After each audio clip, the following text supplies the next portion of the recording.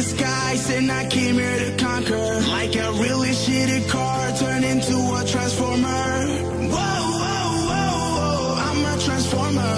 I'm a tiny scared puppy in the shape of a people. I'm a fire breathing dragon with... Espero, acho que eu vou pra Wi-Fi, porque eu tô sem Wi-Fi agora no momento. Então eu vou pra Wi-Fi só pra mostrar pra vocês, então já volto. Então, gente, voltei aqui, né?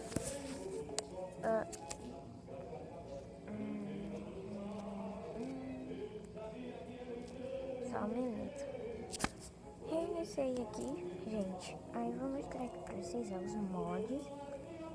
Enfim, não tá funcionando agora, mas se pesquisar, .14.3. Aí vai carregar aqui, ó. Quero saber porque não tá carregando.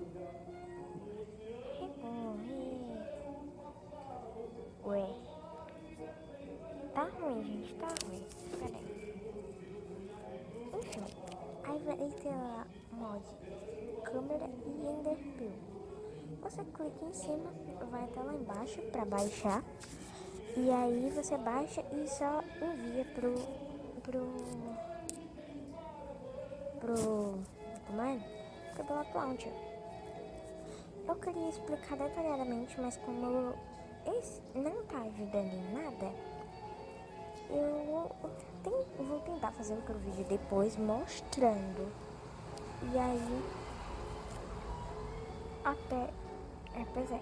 Aí eu vou mostrar mais detalhado como é o mod, assim, como é que instala o mod, essas coisas. E ele não precisa de textura. Então, gente, esse foi o vídeo. Espero que vocês tenham gostado.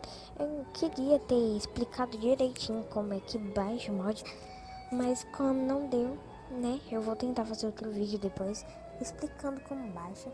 Então foi isso, beijos e fui! Going down for it.